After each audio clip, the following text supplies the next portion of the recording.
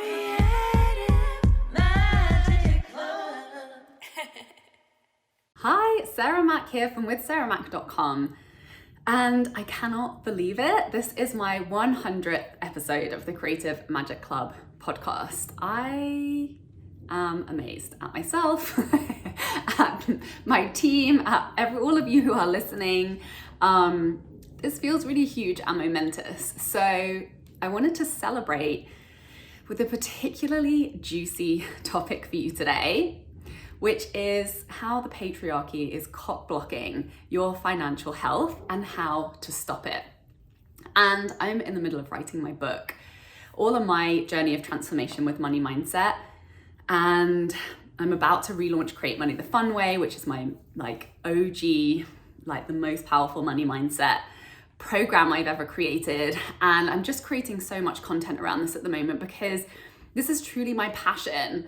The work that I have uncovered in my journey to healing my relationship with money, and creating so much more freedom and creative fulfillment, and being able to coexist in much greater harmony alongside money in the ways that I create it. So today I'm going to share the process that healed my relationship with money, or has healed it considerably. Obviously there is still work to do because I'm not a billionaire yet. And I'm going to share my insights with you to really fast track and improve your relationship with money so that you can make a shitload more in really fun and aligned ways for you. So why can money feel hard? Namely because of gross emotions that exist in our relationship with money. We feel shame around money, right? About not having enough or not having as much as we could have, not being where we want to be in our careers. And the pattern that I have noticed this really boils down to is thinking that there's something wrong with you, feeling like you're not good enough, feeling like because you don't have the success or the financial results that you want, that you must somehow be unworthy or undeserving of it. And this is a really insidious and toxic pattern that so many of us identify with. So I just want to look at that and unpack this a little bit so that we can have more understanding and just have more compassion, to make it easier to shift this. So the reality is that you were born into a culture that inherently values white men's voices and skills and desires over women's or other minority groups. So your unconscious mind has picked up a lot of messaging that there is something inherently wrong with you. Particularly creative vocations and the intuitive healing arts have been historically devalued, right? Since the witches were burnt at the stake, since any type of alternative therapy, has essentially been judged and deemed unworthy by medical institutions. And even when you're a creative or you're a healer, we're working with the emotions, right? And emotions are unseen and they're subjective. Therefore, they're very hard to study, to name, and to categorize. And so they've been devalued by the academic systems that certify, validate, and really dictate what's valuable in our society. Because it's harder to do that, right? This is the feminine versus the masculine. The masculine, linear, naming, hierarchical approach to life, and the feminine, intangible, creative, flow, mystery, energetic aspects of our existence. So also, because women have historically been seen as second-class citizens, women's bodies, especially women of color, who are a subset of that group which has experienced more oppression, has been studied less by medical researchers. And so there are more prevalent health conditions that affect women's bodies that do not yet have adequate diagnosis or treatment. As somebody who has, experienced an autoimmune disorder, and I know so many women who are experiencing, the spectrum of the ways that just these emotional patterns have been affecting our health and have been physicalized in our bodies. And when we actually look, something that I found so interesting is that an autoimmune disorder is where the immune system is attacking itself. And I see this pattern in our mindset, and particularly in our perceived identities around money. So in a culture where the groups that we identify with have been devalued, then we inherit and constantly digest beliefs that we are not good enough, that there is something wrong with us because we are not, we don't look a certain way, or we're not a certain gender, that we are not capable because we do not fit into the world that was built setting up one particular group for success and leaves the rest of us out on the sidelines trying to figure out how the hell we fit into it. So, combining these are the self-judgments that we're constantly regurgitating, that we have taken on as our own just because that's like the air that we breathe in the system structures, belief systems, in the societies that we were born into. So it's undoing that self-judgment. Like, we are judging ourselves because we have been judged. And that is something, it's like our internalized misogynist. It's the patriarchy that lives within us in our mindset. And then you combine this with a practical lack of education around money. Because historically, men would take care of money and the finances because women fell under the category of property, right? Like, this wasn't that long ago, like maybe 100 years. Women have not, have only been very recently in human history been able to vote and been categorized as people who have agency and who have valued opinions. So, it's still super, super, super prevalent to see these patterns and these ways of relating to ourselves and money to be showing up in our families, in our relationships, and inside our own minds. So the answer to money empowerment is a shift in mindset and a shift in identity to be able to tap into our innate potential, to take the opportunities now available to us that simply weren't available to women of previous generations. These are old, outdated programs that don't need to be true anymore. And I saw this with myself, right? Going back and identifying the actual memories that led to me creating those belief systems, the way that I was treated, the belief systems that were reflected to me, that I internalized as truth. And in the unpacking of these, and in the questioning and the rewriting of these presumptions around my worthiness, my deservingness, my capability to live out my desires in the ways that felt good to me, not in the ways of sacrificing my integrity and my values to fit into a system that didn't feel good to me. It was in really entrenching myself in the beliefs that I'm capable and what I desire is possible, that led to different decisions, that led to me, abandoning an industry, the film industry that I was working on film crews, which were like 90% male, that I didn't feel good in. And that allowed me to completely shift my work, to be working with women, and to be making an impact that I felt was really in alignment and really exciting and joyful for me. So, and being able to do that with money, being able to accept that things that I desired were capable of being highly compensated, because that was the big belief for me, is that like, oh yeah, well, if I want to work with creatives, don't have money because they're undervalued, and so they don't have money to pay me. And I want to work with, healers and, women who are working in ways that are historically less paid because they are culturally devalued in our systems. And so, there's not money there, and I can't charge the prices that would actually give me the life that would bring me the thriving and the abundance and the feel good and the creative freedom to express myself and to live life in the way that I truly desire.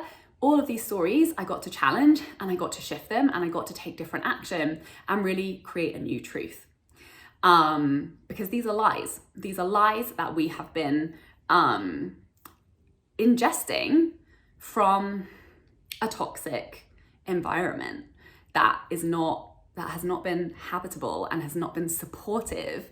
It has not been a fertile ground for people who are not white men to be able to thrive in. So acknowledging that there's some digesting that we've got to do. We've got to really process and purge and release these toxic beliefs and mindsets and ways of being that do not allow us to thrive and to grow in the ways that we are destined for and that we desire and that we do truly deserve, and that is actually possible and available to us once we shift into that way of thinking and that paradigm and that mindset. And then in doing that and embodying that and living out the things that we desire to, being creatively expressed, being able to do the work that we're really feeling called to do in the ways that allow us to be nourished, to be healthy, to be supported, without giving into toxic practices of overgiving and not receiving adequately in return, we shift the culture and it's better for everybody. So it's really in rewiring and reimagining our internal belief system that we access our power to create more wealth, freedom, and opportunity than prior generations. And it really does take work because we're still living in the patriarchy. We're still coming up against these belief systems that have maybe been just accepted as truth, as ultimate truth, right? Or just the way that it is. So in changing our mindsets and in changing our financial realities, we are changing the culture to the one that supports financial empowerment of women and minority groups that have been historically oppressed by the patriarchal white supremacist regimes and values that birthed the societies that we now live in. So what does that actually look like day to day? So the main toxic emotional patterns that don't feel good are money shame and self-judgment. So what does that look like? It looks like feeling disempowered, like not feeling good at something because we're not producing good results. Also feeling shame about talking about it or being shamed for talking about it, because remember, this is a historically taboo subject, which I wonder why it was a taboo subject, because the more we talk about things that, the more information we have, the more education we have, the more empowerment we have, the more we're able to take empowered action that leads to improved results. So obviously it benefits the people who already have the power and the money for the people who don't have the power and the money to not talk about it and to remain disempowered, right? So in breaking these taboos, we're changing the culture and we're making it a better place for everybody. So that shows up as doubt, right? Even to this day, like I love talking about money. I've literally made my whole business around talking around money. My mission is to get more money into the hands of more women and creative entrepreneurs and minority groups. Yet, and I know that talking about it breaks the spell, right? So I talk about money, I ask questions about money, but still that little voice of doubt crops up and it's like, was that rude? Was it rude to ask that person how much that cost or how much they get paid? And those little voices are always there, right? And these voices of doubt, they lead to procrastination. They lead to not taking action, to not having the conversation. They lead to a lack of follow through. And it perpetuates this pattern of prioritizing other people's projects, needs, and desires over ours, which is overgiving, which is how we've been conditioned to serve and support society, aka men, is by giving and supporting, right? And putting our needs and priorities as second, which shows up as not asking for what we want, income-wise, rest-wise, support-wise, opportunity-wise. It's really about asking for what we want, but asking that of ourselves first and starting to give that to ourselves first, which it looks like having boundaries and saying no and carving out that time and space to nourish and grow the things that we desire to experience and to be nourished by in return. Our businesses, the careers that bring us joy, the relationships, the families, the opportunities, everything that we desire, we get to carve out space for that, to create that, to prioritize that, and to ask for and receive support to thrive in all of those things. So we must identify these patterns and these thoughts and these emotions and purge them and release them. So even though our emotions are telling us like danger, danger, danger, don't ask for what you want, danger, danger, danger, don't prioritize the things that bring you joy and that you desire to see succeed, because that's not right, that's not culturally approved of, that's not acceptable. It's about identifying when we're having an emotional reaction about that and recognizing that it's not the truth and choosing to act in spite of these conditioned emotional responses. So the way that we do this is, number one, self-forgiveness, right? Stop judging ourselves. Stop hitting ourselves with a shoe over the head for not being good enough, for not being capable, for really regurgitating all of the self-judgments that we have digested from the world around us. Forgiving ourselves for believing that this is true and that this is the ultimate truth and that there's nothing more, and acting as if that's the ultimate truth and limiting ourselves in that process. And in doing so, we empower ourselves to take self-responsibility, to take action in line with the belief system of possibility, where we get to give to ourselves what it is that we desire. And in doing that, in releasing those stories, in separating ourselves from those toxic emotional patterns and reactions, those insidious self-judgments, we start to identify with a different money identity, with possibility, with openness, with capability. And the way we do this is through daily money mindset work and living moment to moment, identifying and observing the emotional patterns that are playing out and dictating our actions, because awareness leads to change. So even in the noticing of it, of, oh, I'm feeling shitty right now, or I'm procrastinating right now. What is the emotion that's happening underneath this? And what is the thought process that's attached to that? In noticing that, creating awareness around that, we get to choose a better thought, which leads to a better emotion, which leads to new habits and behaviors that produce new results that we may have never experienced before. And this is daily work, like brushing your teeth, money mindset, hygiene. If you don't want to have stinky breath, clean your teeth every day. If you want to have an empowered and continuously more freeing and fulfilling relationship with money and the work that you do and the way that you're compensated for it and the way you're allowed to live your life around the way that you work, do money mindset work daily. So are you doing this work daily? Are you bringing that awareness? Are you bringing that reflection? Are you naming and noticing the emotional patterns that are coming up for you? And are you noticing and detaching the stories that are underneath that, and really doing the work to recondition to stories of possibility? And you will know when it's working when you're making more money doing the work that you love. You'll know when it's working when you're making less and less and less sacrifices. You'll know when it's working when you have good health, when you feel well rested and in balance with your life, your creativity, and your authentic desires for self-expression in your life. And really, that's exactly what this work has done for me, and that I continue to work week after week after week to continue to make the shifts that bring me more wealth and abundance in ways that feel better and better and better, that bring me more and more freedom and self-expression and alignment and enjoyment and fulfillment. This is the work that unlocks it all, which is why I'm so excited about the free series that I have been sharing this week, that I would love to invite you to jump into and watch. It's called the Creative Cash Flow Accelerator. It's a 3-day free training series to clean up anxiety and feel wildly romantic and free in your relationship with money. In day 1, we did a big money cleanup. So I shared a process with you to identify and clean up any lingering shame, judgment, or anxiety in your relationship with money so that you can shift that to make peaceful and empowered money-making decisions that bring true wealth in whatever way that looks like for you.